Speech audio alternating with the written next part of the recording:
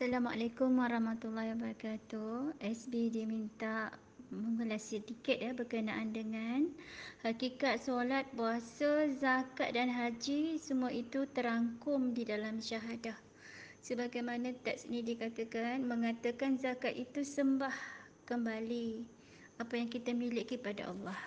Sebenarnya pada SB kita tak memiliki apa-apa pun, tapi kita dipinjamkan dengan konteks amanah kan.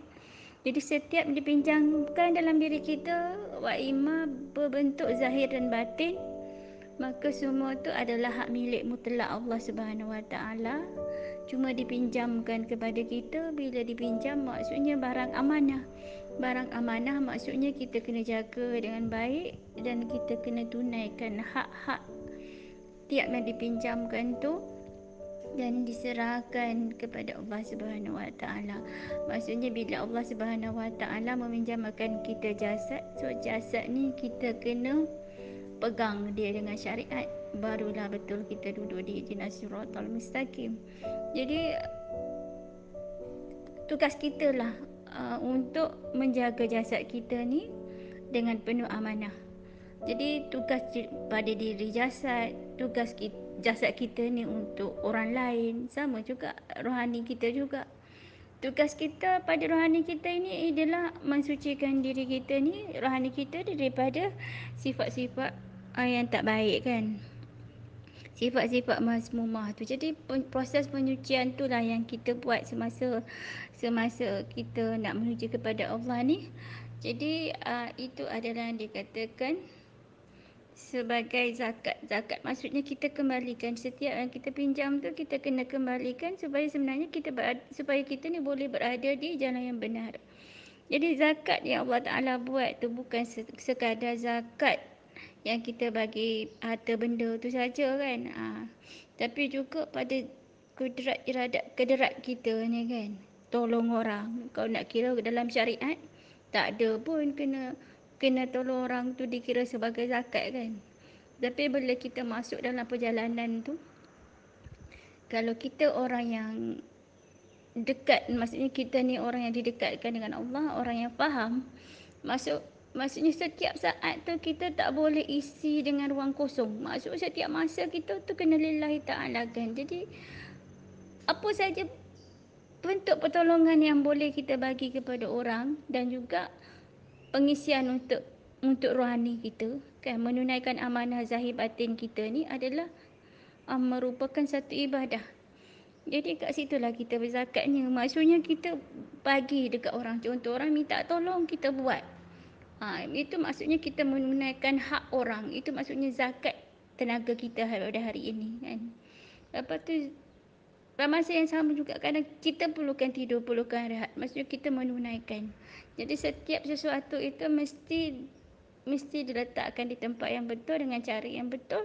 Maka kat situ sebenarnya kita telah pun menyerahkan kembali zahir batin kita ni kepada Allah Subhanahu Wa Taala. Maka kat situ kita berzakat. Dan pada masa tu untuk berbuat demikian sebenarnya kita berpuasa. Puasa tu kenapa? Contoh kan, kita rasa malas nak tidur 10 jam hari, nak makan dua pinggan contoh, 3 pinggang contoh kan. 3 pinggan nak makan nasi, 3 pinggan mi lagi nak makan itu ini kan. Jadi kalau kita nak ikut nafsu kita, jadi kita jadi malas. Bila kita jadi malas, jadi macam mana kita nak menunaikan hak orang, hak diri, hak tadi kan. Jadi bila kita dah, ini di segi zahir lah kan, di segi zahir. Kalau kita duduk duduk ni manjakan diri kita, jadi semua pun kita malas nak berbuat. Jadi macam mana kita nak menunaikan hak-hak diri kita yang lain. Contoh kan, kita sepatutnya tolong orang, tapi disebabkan kita ni banyak lemak kan, banyak lemak jadi malas kan. Jadi macam mana kita nak tolong orang? Sebab tu kita kena berpuasa. Berpuasa kat sini bukan bermaksud kita menahan lapar. Berpuasa diri kita, menahan diri kita daripada sifat-sifat mazmumah tadi. Kat situ kita, ataupun dengan kata lain kita panggil sebagai mujahadah. Jadi mujahadah tu sendiri boleh kita katakan sebagai puasa. Maksudnya kita nak buat, kita nak bermalas-malasan, tapi kita paksa diri kita untuk tak malas.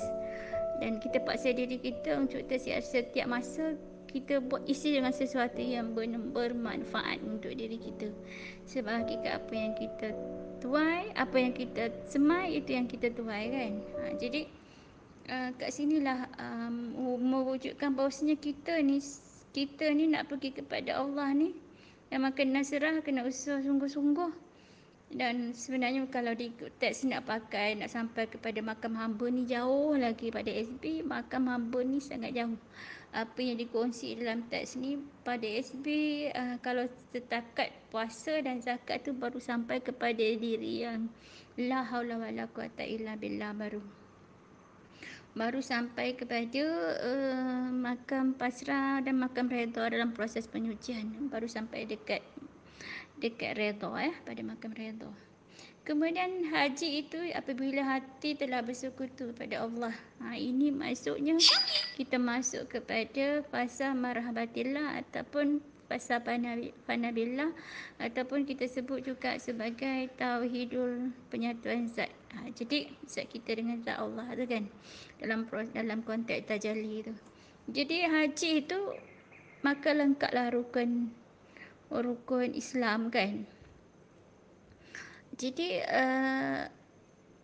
maksudnya dalam konteks perjalanan rohani itu, maksudnya apabila kita sampai kepada bersekutu tu ataupun hulul tu, maka sempurnalah makrifat kita, kenallah kita. Tapi itu bila kita dah kenal, maksudnya yang nyata hanyalah Allah semata-mata dalam kehidupan kita tu. Apabila dah nyata Allah tu, kita kena hidup dengan Allah lah. Maksudnya sebelum ni kita hidup main sedap kita ya kan, agama ikut keturunan yang kita ikut keturunan selama ni je kan. Tapi bila kita dah makrifat, kita berbuat apa sekalipun kena dalam erti kenal. Maksudnya apa pun kita kena berjalan dengan Allah. Maksudnya kena lillahi ta'ala kan setiap masa. Apabila kita ada dengan Allah setiap masa, Allah tu memang dah ada dengan kita setiap masa, tapi kita tak sedar je kewujudan Allah. Kita tak boleh merasa kehadiran Allah dalam diri kita. Apabila kita makrifat, kita ni telah dilatihkan untuk hadirkan Allah dalam diri kita setiap masa, untuk kita sampai kepada baqah. Jadi apabila hadirnya Allah setiap masa dalam diri kita, maka kita berada dengan hak, yang kebenaran. Jadi kat situ barulah kita akan berada di ihdinas siratal mustaqim. Apabila kita berada di ihdinas siratal mustaqim, maka kat situlah kita sebenarnya kita berada di makam hamba. Maksud kita sampai kepada taat yang Allah suruh, Allah nak kita taat tu kan. Jadi sebenarnya memang semua tu merangkumi dalam syahadah. Sebab apa? Syahadah ni maksudnya kita kena faham syahadah maksudnya penyaksian, pengakuan. Maksudnya kita bila kita mengaku Allah sebagai Tuhan kita, dan cara hidup sebagaimana yang kita nak kena ikut adalah sebagaimana yang dibawa oleh baginda Rasulullah. So apabila kita bersyahadah dengan dua kalimah syahadah tu, maksudnya kita mengakui Allah, mengakui Rasulullah dan mengakui agama Islam ni sebagai ni. Jadi lengkaplah kita ni sebagai seorang Islam. Sebenarnya syahadah ni berat nak bawa. Sebab kalau melafazkan saja mudah, nak bawa tu berat. Sebab dia memerlukan proses yang panjang. Wak Ima, sebenarnya kalau kita di awal penyucian dulu pun kita bersyahadah kan. Kalau kita hayati betul-betul, kita ingat balik betapa berat kita bawa syahadah. Sebab syahadah ni adalah kalimah tauhid yang Allah paling suka kan. Maksudnya kita bawa bukan sekadar dengan ucapan, tapi dengan perbuatan, dengan etikat kita sungguh-sungguh kan. Kalau kita ingat masa kita buat penyucian dulu, kita bawa syahadah pun dada kita boleh sakit kan. Sakit sampai kita tak boleh nak bernafas, sampai kita rasa nak mati kan. Betapa beratnya bawa syahadah ni. Apa pun, kita teruskanlah perjalanan hidup kita ni dengan sisa-sisa usia kita. Semoga Allah Subhanahu Wa Taala redha dengan kita, dan semoga kita semua mendapat sebaik-baik penutupan. Amin.